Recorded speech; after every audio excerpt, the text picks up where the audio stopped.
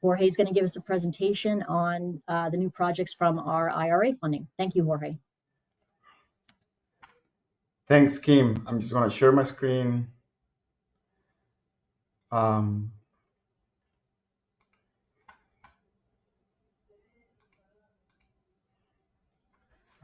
then my presentation. Well, hello again. I want to start this presentation by thanking Carl and Susan and the entire IUS team, who are obviously very supportive of GCOOS. We really make a great team all together. I think it's super important for us to have Carl to join our meetings and be able to relate to you all of the important information of what is happening at the IUS program office, their thinking and what is coming up, so we can actually keep you in the loop of what is important to work together coming up as well. One of those projects that we worked since about summertime last year, it's the Inflation Reduction Act funds that NOAA received as part of this executive act of the Biden administration, and what IUS made available to the regional associations, and we've been working with them since then. And this is a success story, and I'm going to show you examples of what is a success story. The Inflation Reduction Act came to IUS and the regional associations for $100 million. These projects are beginning in August this year, really beginning right now. It takes some time to set up these projects due to how large they are. Each of the regional associations participated with a proposal for about $5 million that it's what represents the regional association needs and regional needs and opportunities. And a second proposal in which all the regional associations participated for $45 million that represents what we want to do together across our boundaries, but mostly serving these whole marine ecosystems and what is needed along those coastal areas for everyone. So we submitted a proposals to IUS for $8.2 million, as I mentioned before in my previous presentation, and those are the projects that are just beginning to be set up.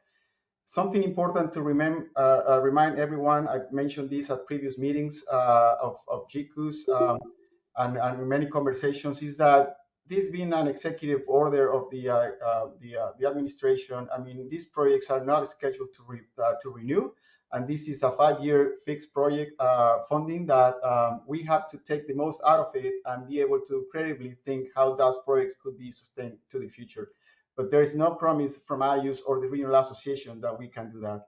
But the important thing is that this was posed to us from IUS as a really good challenge because this is not our typical proposal to work on the technical aspects of collecting oceanographic data in the Gulf of Mexico, but it came in the way that we needed to really be effective in supporting coastal resiliency in many different ways. So in addition of the goals of this funding, in addition to recapitalize and modernize our existing networks and the things that we wanted to do, and we're already working with many of you, is that we needed to also be effective in providing equitable services, data services to communities that we haven't worked with yet, and especially those underserved communities along the Gulf Coast. So with this, really this request for applications was asking us as regional associations to go beyond where we've been, work with those that we haven't worked, and do what is needed to actually contribute to building coastal resiliency along the coast.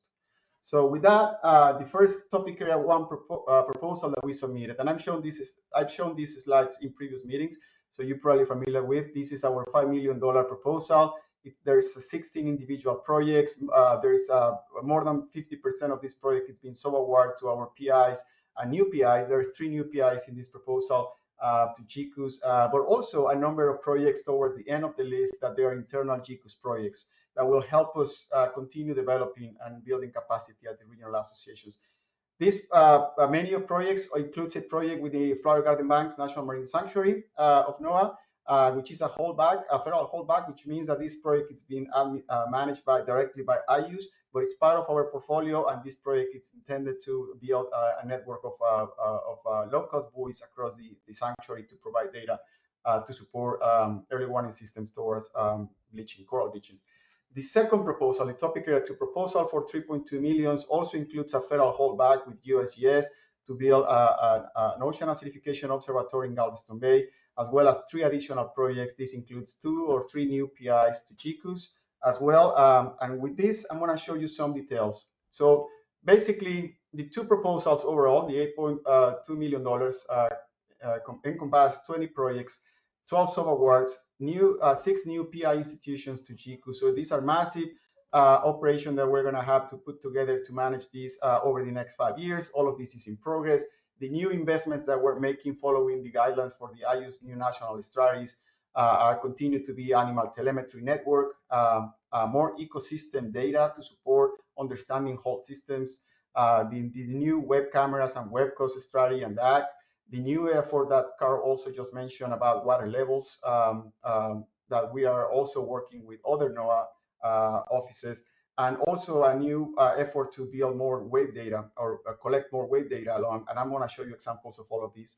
And then, as I said, the request for applications ask us to work with those that we haven't worked before. So we're going to start working with Native American communities, such as the Pono-Chen Indian tribe in Louisiana, in Terrebonne Bay. And I'm going to show you also what a little bit more details of what we're going to be doing with them. And I already mentioned our work with Flower Garden Banks National Marine Sanctuaries. So overall, I mean, these proposals are really in itself a whole a body of work for the next 5 years that will keep us really, really busy.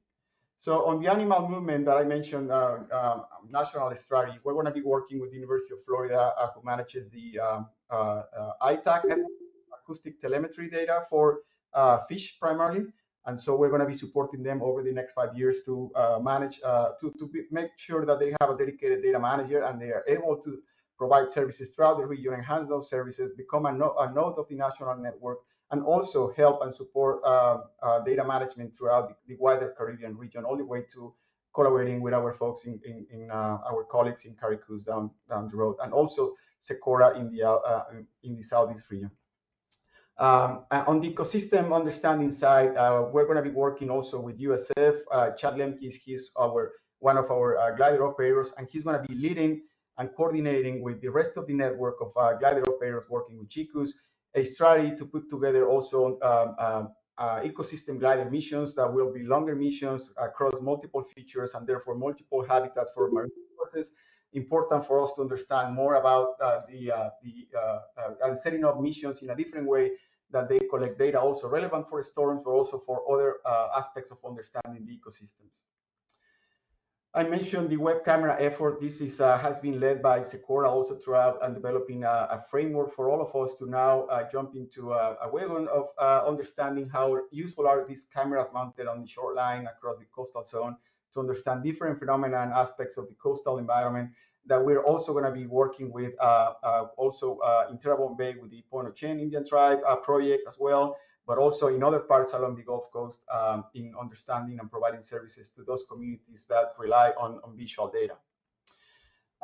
This is the project led by LUMCON and together with the Pono-Chen Indian tribe and Louisiana Sea Grant, in which we're going to be helping them develop 2 observatories, Met-Ocean observatories. So there is water data, water quality data, in addition to the water level sensors that they're going to be used, and also meteorological data for them to actually be able to have a system that provides them with timely information to avoid disasters that come often to the region, but also to plan better for how to develop their livelihoods when it comes to natural resources and understand the conditions in the bay as well. So it's for safety, but also for many other aspects that this community needs.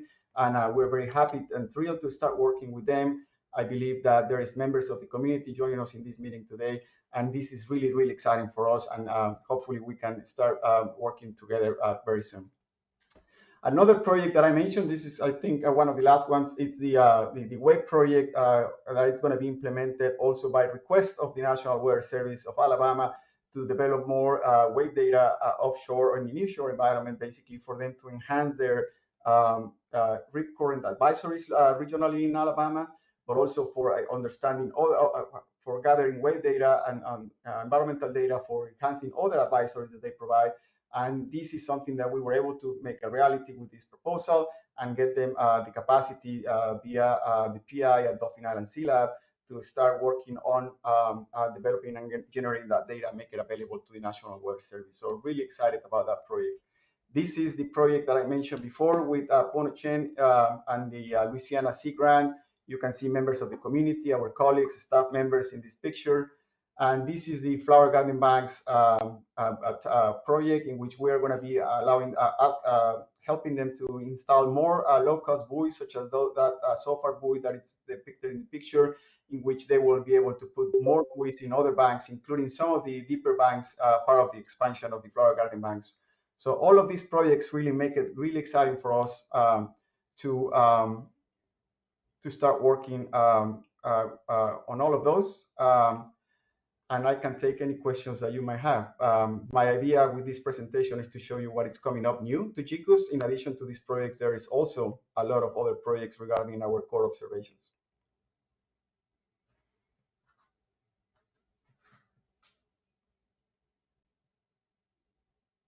I think we're going to hold questions until after Chris gives her presentation. Sounds good. Chris, while you're loading your slides, I'll go ahead and introduce you.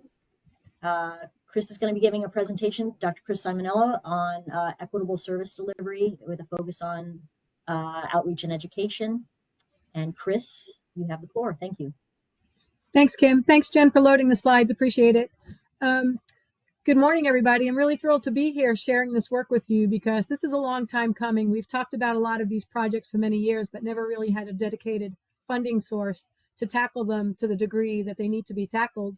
And the IU's program office has been great in seeing the vision to try to coordinate some of these activities across all of the regional associations so that we can start building some synergy, learn best practices, and some folks are already engaged in areas and have had success, so there's really no need for us to reinvent some of these processes. So the work I'm going to show you today is a combination of some things that the IU's program office is coordinating and some activities that the GCOOS Community Empowerment Task Team has already been doing before this award became available. Jen, the next slide, please. So IU's ramped up an equitable service delivery team. This is through the IU's program office, but the IU's association also has a DEIA, diversity, equity, inclusion, and accessibility working group that we've been working on some activities as well. Prior to this award becoming available, we'd had Ashley Pfeiffer and Kelly Page, two people who were working on ESD issues, but they both since left. However, they laid a strong foundation. There were a lot of assessments, front-end assessments that had been done to better understand what the needs of the regions are and to understand and identify some of the gaps. So under the IU's part of the conversations, we're going back to look at what those assessments were, because before we didn't have funds to really implement a lot of it, but now we do. We're going to work with most likely COL, Ocean Leadership, to help us identify a direction forward. How can we get the most bang for the buck with the opportunity that we have here? And then the IU's Association is going to hire a dedicated person to be a program manager to make sure we're coordinated across all these activities over the next 5 years. The next one, Jen, please. So for the near term, the IU's priorities are a little bit different than the GCOOS Community Empowerment Task Team in terms of one's more larger scale oversight. The GCOOS Task Team is more boots on the ground specific actions that we can do that fit into this nested approach. And so they're more about gathering the knowledge, sharing what's been done, enabling those synergies to be built, compiling results of the assessments that have been done, hiring the specialists through COL, and then making sure that we have a dedicated person who can come and pull all of us together, bring the community together, engage the stakeholders more directly than we've been able to do so far. The next one, please, Jen.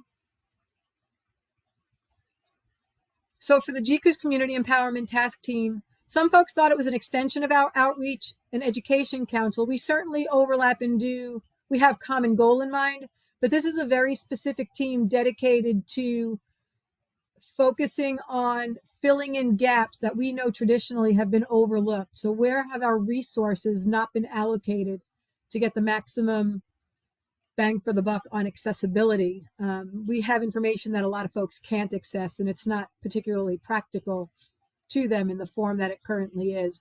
So those are the kinds of issues that this team is working on. And you can see we have representation across the EPA, through the Sea Grant networks, through the NAIRS programs, through academia. We recognize we are not inventing this. There are a lot of programs in the Gulf that are already doing great work, and we're trying to connect those in a better way to reach more communities. Next one, Jen, please.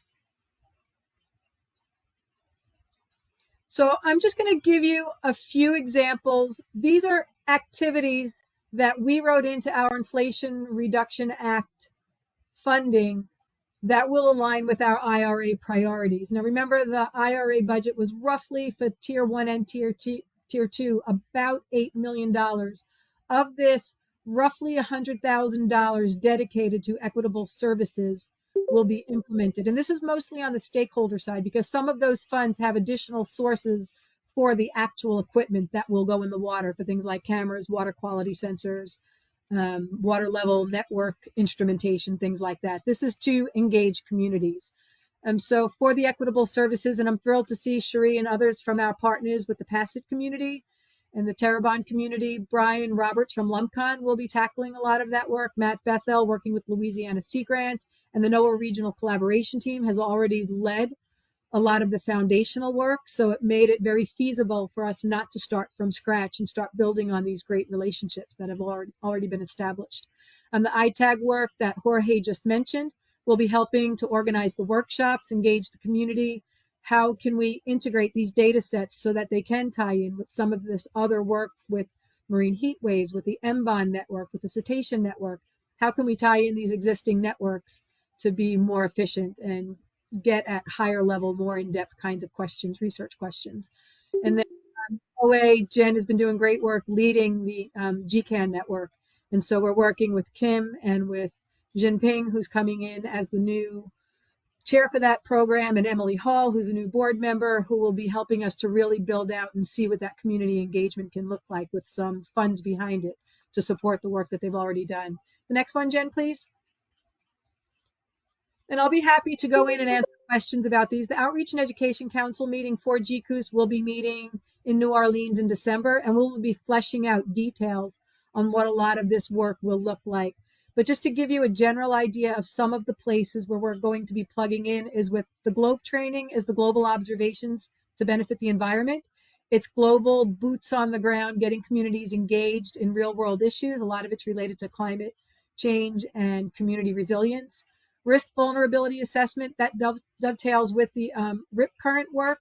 The forecasting tools that will be in place mostly on the Florida Panhandle, Alabama, Mobile Bay area.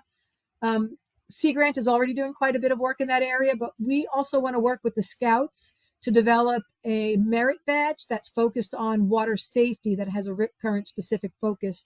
And we have collectively some folks with about 80 years of experience working with the Scout community on board to help us determine what that badge might look like and the component and the training of it. And we're really thrilled to have, you're going to hear from Megan Housen, who's a new GCOOS representative leading up the cetacean project on our biology side of things, but she's also a phenomenal swimmer with a lot of experience in like ultra marathon, long duration experience in the swimming realm. That's really going to help us refine this and put some meat on the project to make it relevant to the people who are going to be most affected by it. So I'm really thrilled about that. And you're going to hear this as a common theme. It's all about the relationship building. It takes time, it takes commitment, and it's not a one and done. This stuff has to be sustained over time. And so all of you, our partners, I'm hoping as you hear these things, you can think about places where you might plug in as we go forward to become a part of these efforts. And again, I'm not going to read down the entire list because I want to leave time for questions.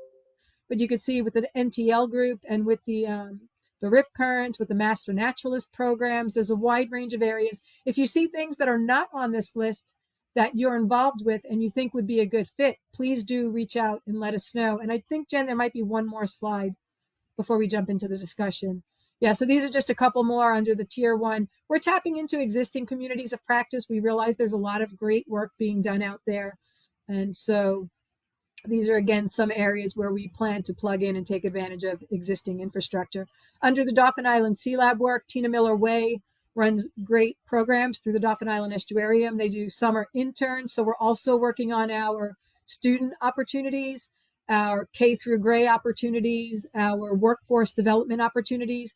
And so under that, we're going to hopefully work with students to develop infomercials and awareness products about what the tools are and how to use them from a non-advanced scientist perspective to make our products more useful to a wide range of people. And that will dovetail with more of what you'll hear from Jorge and our folks about the redevelopment of the GCOOS website as we go forward into the new strategic plan. I think I'll leave it at that, Jorge, so we can open it up for discussion. But that's just a little sampling of the kinds of projects that we're thinking about for ESD activities. Thanks, Jen. Thanks, Jorge and Chris. We have plenty of times for questions and discussion, so please feel free to raise your hand, turn your camera on, ask a question, or put it in the chat, and Jorge and Chris, I will monitor the chat for you. Thanks, Kim. Thank you, Kim.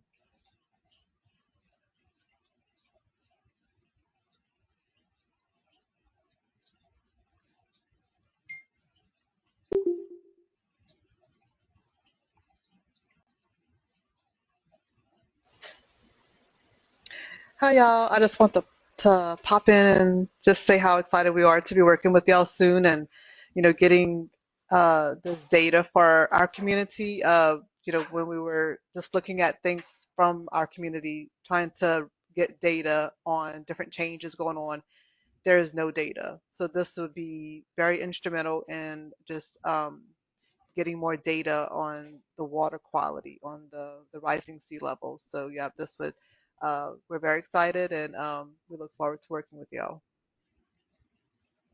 Thanks, Sheree. I would like to share a quick comment that you never know what you're going to learn about communities until you sit down and talk. And you may think you know, and we thought we knew, you need water level, you don't want to get flooded.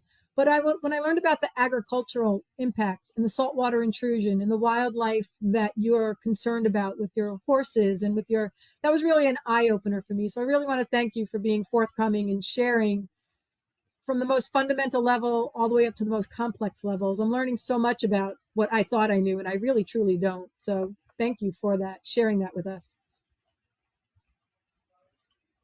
Carl and Stephen, and then Jen, I think I saw you pop up in that order if you have questions or discussion. Carl, no. Stephen, you were next. I didn't raise my hand, but I was wondering the first task team priority, the infrastructure investments, that's focused on ocean observing infrastructure investments, or generally ones that, because there are a lot of non-infrastructure investments, non-ocean observing ones that would be relevant for climate resilience. So I was just trying to understand that bullet better. All of the above. So we would, helping to inform where those assets might go, but also making the information accessible and useful to people. What's missing? What don't we know? right, okay. Jen? Yes, actually, Chris, I had a general question for you, but Chelsea Bowman actually wrote the question in the chat box, so I'm going to read it to you. And she asked, what's the best way to get involved in the ESD activities? Just reach out, email me. I will put my contact in the chat box and we'll figure out the best place to plug you in, or the reciprocal of that, the best place for us to plug in to what you're already doing. It's not a one-way process by any means. We might be plugging in where you're doing great things and not just one way for you to reach out to us. So appreciate that. And Chris, I did have one more question. I was curious, wondering how, so, we do, oversee a large region, and those regions contain different issues and impacts and diversity. And can you tell us a little bit about how you're looking into identifying those differences and challenges moving forward, and based on those particular regions, and how do you identify particular regions? So for example, there's been a lot of front-end assessments taking place. These conversations have been going on. So we are actually pulling a lot of information from existing programs like the EPA. That's why the task team is bringing together a lot of information about what their programs are already doing. Even like the NOAA Backyard Buoy program, for example, a lot of work went into identifying where some of those areas are. But then if you remember, we had, before she left and we had a new GIS developer, we had a lot of statistic pulled in from the Gulf region about low-income areas, areas with specific needs. So there's a lot of data out there about the communities that we serve that we've looked at kind of superficially in the past, but we've never really had the resources to go in and engage them directly. So a lot of our funds will be going back to the history of GCOOS in the earlier days. Many of our board members will remember we had numerous stakeholder workshops to figure out what our organization was going to look like. And I envision we're going to be doing a lot of that in this new area where we haven't really engaged as well as we should over the past decades, just because of funding limitations. Great. Thanks, Chris. Pat, did you have a question?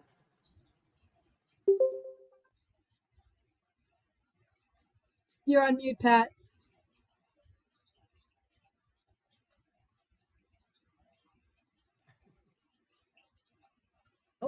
No, I'm sorry. I don't have a question.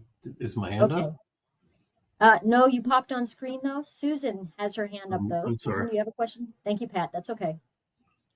Yeah, it's actually not a question. It's just to compliment Jorge and Chris on the presentations, because I've read all of this information on paper. You know, I've read your projects and what y'all are planning on doing. There's obviously a little bit more elaboration in the slides and in the presentations, and the way that you've summarized things is extremely helpful. So I really appreciate the way that you both presented what you're going to be doing. It's very helpful for me, and I'm sure other people, but I just wanted to mention that. So, because I know, you know, you work a long time thinking about how you're going to phrase things and what you're going to do, what you're going to say. And I thought it was great. Thanks. Thanks to you, Susan, for all the support. I mean, this was a massive effort put together, beginning with the program office and all of you guys, and then we worked with our colleagues for a number of months. I mean, and now we're seeing the benefit of all of this. I mean, we couldn't be happier that this is going to happen. We're going to find ways to keep everybody, our stakeholders, engaged and informed via our website. So all of that will be coming over the next few months. But yeah. Yeah, I appreciate that, Jorge, because I wanted to give you kudos in general for the way that you outreach. Y'all provide really great outreach videos and outreach information just for the general public. So I think it's very beneficial. I've actually shared your website with friends in the Gulf so that they can get information, so they understand things, because oftentimes it's hard for people that aren't scientists to understand what's going on. So yeah, and I do appreciate you mentioning, Chris, about the fact that you know, sustaining these relationships is what's going to be important, and y'all are working on that and talking about doing that, because it is relationship building, takes time. So appreciate you mentioning that.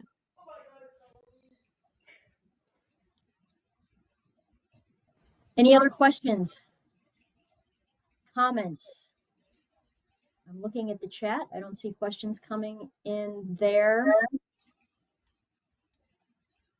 Jorge and Chris, any last comments?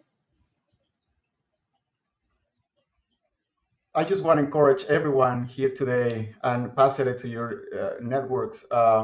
The offer that if you have questions about any of these projects, we're very happy to enhance the way we disseminate the information and share this with you, and offer opportunities to become engaged, as Chris has been mentioning the past few minutes. Just reach out. We'll find ways to keep you informed, but if we're not being effective, let us know. Ask us questions. These projects are unique in the sense that they were meant to help us make and enhance our regional association operations. So keep us in check in terms of ask us the questions and how and allow us to get you involved in any of these things. So please reach out.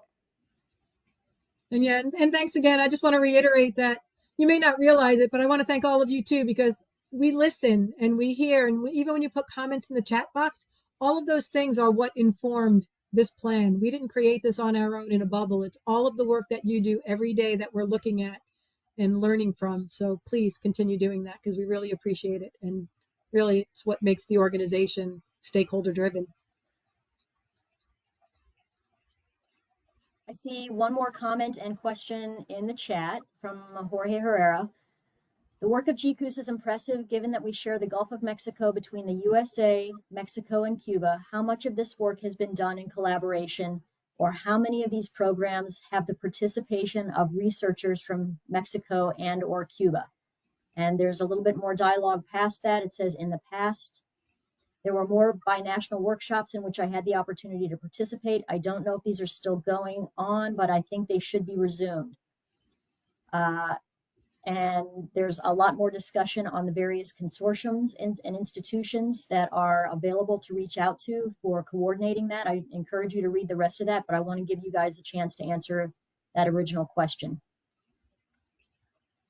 Thank you for that, Jorge. Glad to have you here, and for providing this good comment. We have started over the past couple of years to develop relationships, primarily on the lines of physical oceanography, which constitutes the core of the regional association for several reasons, because we are the only ones providing, for example, offshore water column vertical profiles with the GLIDER program, and subsurface currents via the high frequency radar network. So those constitute some of our primarily our core observations at GCOOS. But not only that, doesn't mean that we don't do other things. We are trying to work in all aspects of oceanography and marine science that contributes to building awareness, providing the data that's needed by stakeholders. And we will continue to do that. So for now, efforts have been put to get to a good point in which we have developed really productive collaborations with some institutions and researchers who participate in some of those projects. Some of them are here today with us. To the future, which it's a bright future. There will be opportunities for us to continue that collaboration with our neighbors in Mexico in other fronts, biology, biogeochemical oceanography, geological oceanography, other aspects that they are expressed to us like you today. Okay, so all of that will be forthcoming. There's more work to be done, of course, and we are trying to put these stepping stones to do that. I would also just like to add to that we made some really good progress last year with conducting the very first International Ocean Acidification Summit, along with our Cuban and Mexican partners. That was a really productive workshop where we identified some common areas of needs and gaps to fill, started talking about ways to collaborate better across the three countries. We've had a lot of participation from our collaborators from that workshop in some of the documents that we put together for our region that identify gaps, needs, and priorities. And we do hope to continue building those relationships and identifying better ways to collaborate as well. So thank you for that comment. And Pat has a comment. NAS UGOS has worked with Cuba pretty successfully. Thank you, Pat. Thank you, Jorge and Chris, and thanks to everyone for the great discussion on this. And if there are no other questions or comments, I'm going to go ahead and move on to the next presentation. Oh, Stephen, your hand is up. Yeah. One more. Yeah, I was just trying to decide if it was totally relevant to this topic, but I'm wondering about with GOMA, you know, the states do leverage some of the GCOOS or the IUS assets for services they provide. And I'm thinking, you know, the HABs work in the West Florida shelf. So there are stakeholders that maybe don't even know that IUS is providing this ability. And so in outreach, I don't know if GOMA can do something to publicize more how they're leveraging IUS for some of their state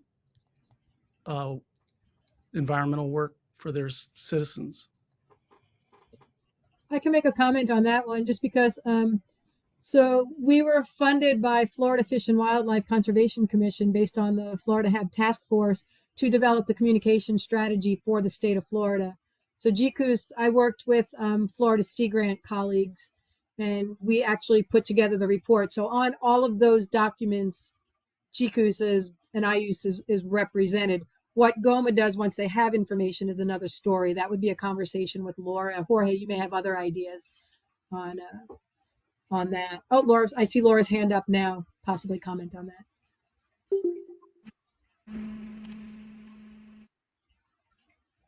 Hi, Chris. Is that you calling on me?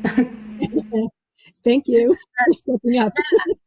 So I think that was a great idea, actually, and I hear what you're saying about getting it out to the states better, and I would welcome the opportunity, if we can, to find a targeted outreach plan that we could make.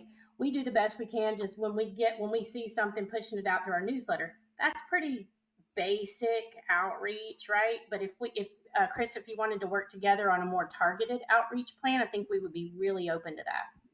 Absolutely. And we can talk about that because I am part of the GOMA steering committee. We work very closely on all of our challenges for this very reason. And it's a two-way street that's always open. So I don't think any of us had thought about it as an issue. So thank you for bringing that to our attention, Stefan, but it's something we can certainly talk about through our collaborations.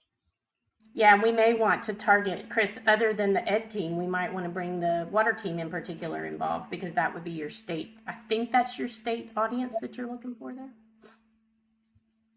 Thank you for that. Yes.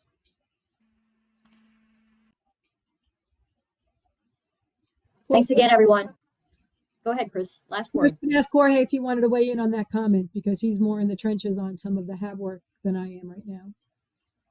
So this is a perfect idea, Chris, what Laura just suggested. GOMA and GCOOS will be working and renewing our memorandum of understanding soon. That we've had a memorandum of understanding that have taken us to work on the things that we both value regarding data and how that data supports the communities at the states.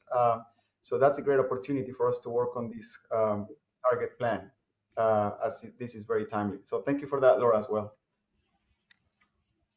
I also want to point to the chat. Kate Hubbard put a chat in. We have evolved that effort that Chris mentioned even further. So we now have a HAB communications working group with multiple stakeholders engaged. It may be helpful to show the progress that builds off of some of these kinds of efforts as well. Thanks again, everyone. If you have any other questions for Jorge, Chris, or just general discussion to add, please add it to the chat and we'll make sure that that gets recorded. And if there are questions, we'll send them to the right folks. And we're going to go ahead and move on with our presentations.